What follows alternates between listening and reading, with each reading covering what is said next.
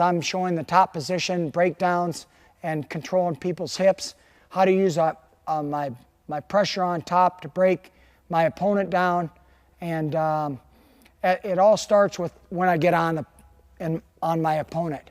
A couple things I want to emphasize to you guys to really work with your athletes. When I get on top, I want to have my chest directly on this guy's back.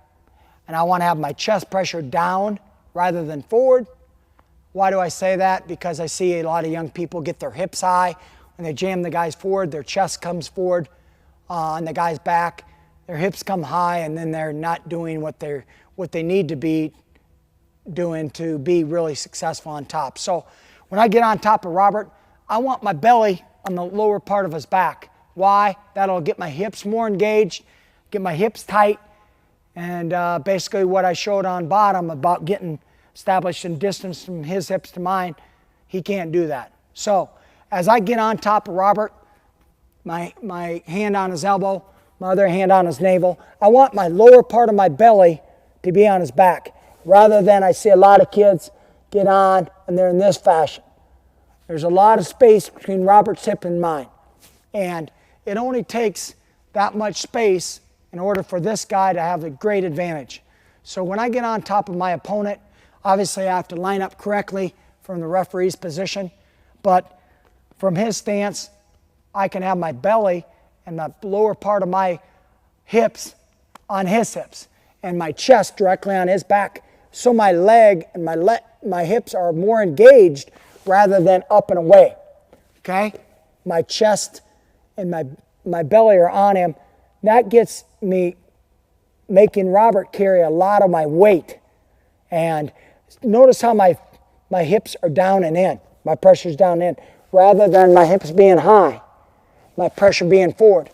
I want my hips to be on Robert's hips.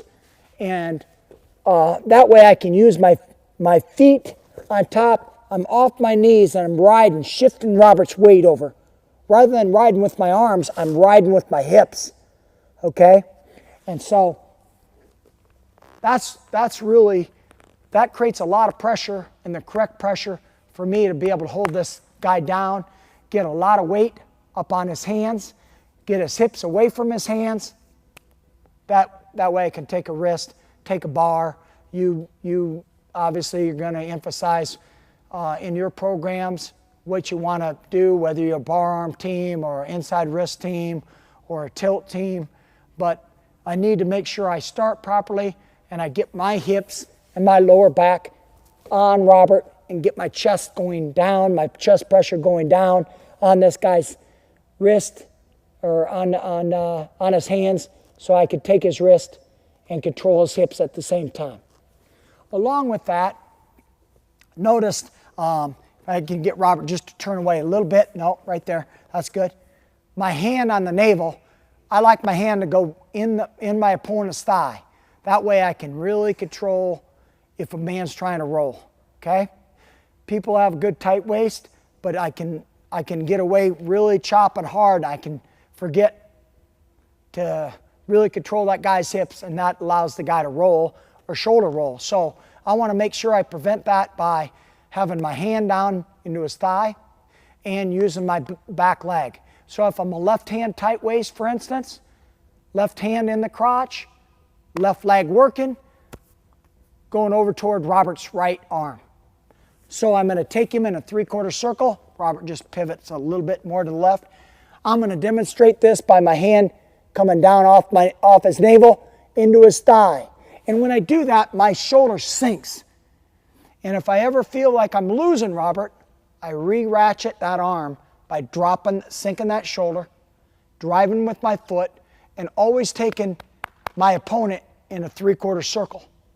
Getting weight on that shoulder, weight on that arm, so it's easy to take that wrist, easy to get a bar, and so on. So as I demonstrate that off the whistle, I want my belly and my chest pressure down on Robert's part of his lower back, but also on this chest, not away from it. I don't want to have my chest shifting and pulling away. I want to establish my hips on top of Robert, my hand going in that thigh, and I'm shifting my chest with my leg, my back leg, over toward that wrist. And I'm going to pivot on my right knee and take Robert in a 3/4 circle until I own his wrist.